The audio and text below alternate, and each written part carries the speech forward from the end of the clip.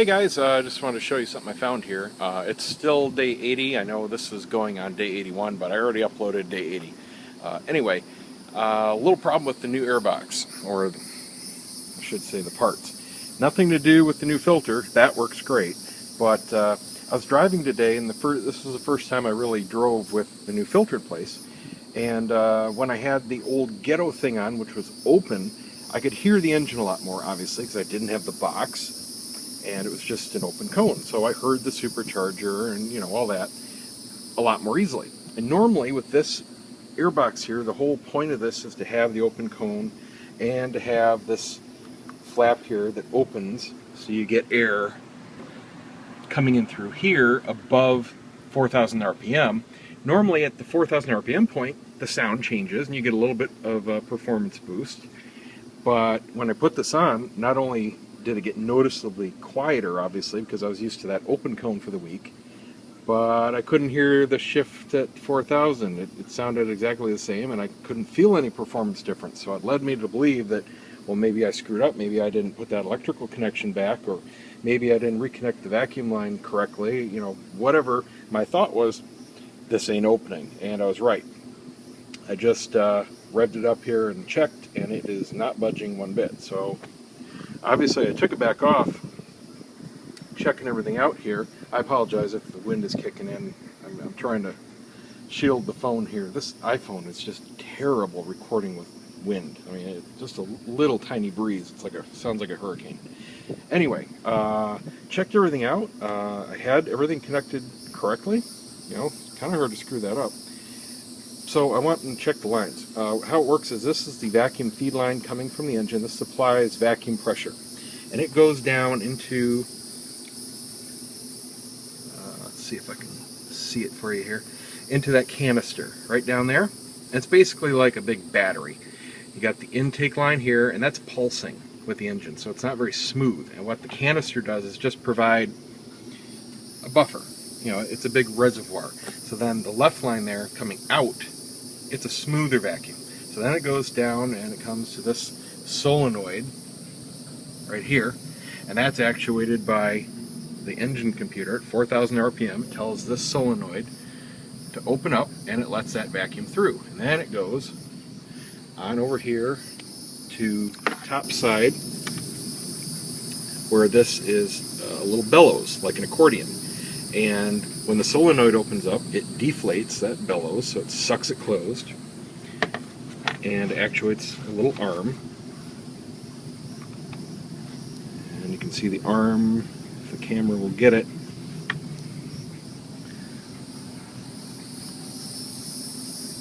Oh, it's so hard to see, it's dark, but there you go. You can see the little arm, and it just moves this little flap when it's under vacuum, and that's it. So pretty simple. So then I just checked all the connections, sucked through the line, tight as can be there, so canister's working well. And then I find this right here. See the underside of that connection? Yeah. Broken! It's just brittle from the heat, split in two. So that was doing nothing. The solenoid would open and it would just suck atmospheric air and would not close that bellows or flip the door open. So now I got to figure out where I can get another one of these fittings or another line. I think I can just kind of probably find vacuum line at the auto store and make my own. It's nothing special. It just runs over here, 8 inches worth. I think any standard vacuum line should work. Just got to make sure it's the right inner diameter. And that should get me back to normal.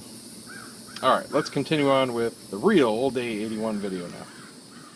Hey guys, well now it really is day 81. I went to the auto store last night and got some parts here, trying to fix my little vacuum line problem. I got some new vacuum lines, but it turns out the fittings were really the problem, the soft rubber fittings that go on the end of the vacuum lines. And they don't sell this. This is not even sold separately by BMW. You have to buy the whole stupid kit. I'm not spending $200 to replace this, so I'll figure something out. First thing I'm trying is super gluing the bits back together. The rubber is just kind of split in half into a couple solid chunks, one on each end where the lines push through. So I've got it drying, got the second one. I did the first one, and as soon as I tried to put it back together, the other side split. So got that drying, and I'll try that again in about an hour. Put it back on, see if it holds. If not, I'll try to find some larger diameter line and just go right over the fittings. You can see the fitting here that the soft part goes over. But I'll try to find some vacuum lines that I can just push right over. These are the smallest lines I had, which pretty much match the OEM, but they do have two larger hard vacuum line sizes, so that might work if this doesn't hold, which it may not. I mean, I may push it back on and it'll crack on the other sides, who knows. But anyway, kind of lacking in motivation. This is another lazy Sunday. I got a bunch of stuff to do as usual, but I'm going to start off with a ride. It's really, really warm out today. There's hardly any breeze. I don't see the trees moving a bit. So probably going to do a lot of sweating today. I don't know where I feel like going. Might head on across the big road here and go through another neighborhood. I don't know. Been on the lookout for, I don't know if you guys have these things around, but sometimes on corners of intersections, around here at least, sometimes they'll have big rugs for sale. And they're not a bad deal. I mean, if you're not looking for top quality, obviously, but if you're looking for some inexpensive floor covering, which we want right now, we've got hardwood floor in most of the house, and in the living room, we'd like to put one underneath the couch and the coffee table. But pretty much the most inexpensive I can find and the size we need is from IKEA, but it's still a couple $100 plus. And you see these things on the road, not on the road, on the corners for like $50, $60 for a big, 10 by 10, 12 by 12, something like that.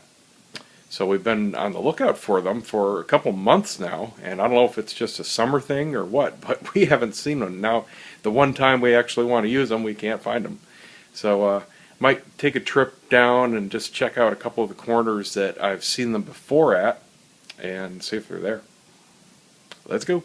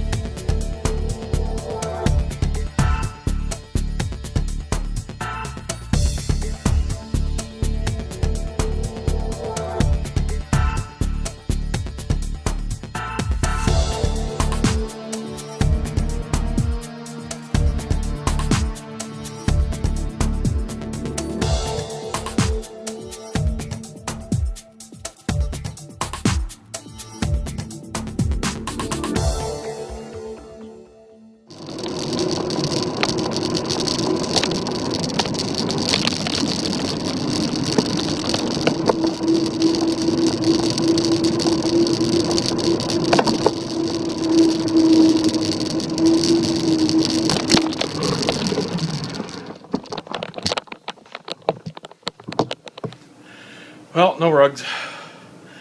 I'll keep my eye out. Oh, I was right though. It's hot. I'm sweating. All right. Well, let's see if this airbox is done, and then I got to get in the shower. I want some coffee. I'm gonna cook some lunch. And for the first time in 81 days, I'm repeating a recipe. It was that good. Guess which one I'm doing? Probably not the one you're thinking of. I'm doing the fish and chips. It was that good, and it reheated very well. Those potato fries, oh my God, awesome, just awesome, and good for me too. That did not make me feel heavy. Filled me up with just a little plateful. Tasted just absolutely delicious. I mean, I could munch on that all day if it was good enough for me. But yeah, I'm making a bunch of that. Got a couple nice big cod fillets last night at Sweet Bay. Looked really good. It was on sale. Couldn't pass it up. I went there going for some salmon. I was going to do some grilled salmon, but they didn't have any. And then they had the cod on sale, so I said, yep, guess that's a sign. So I will see you guys tomorrow.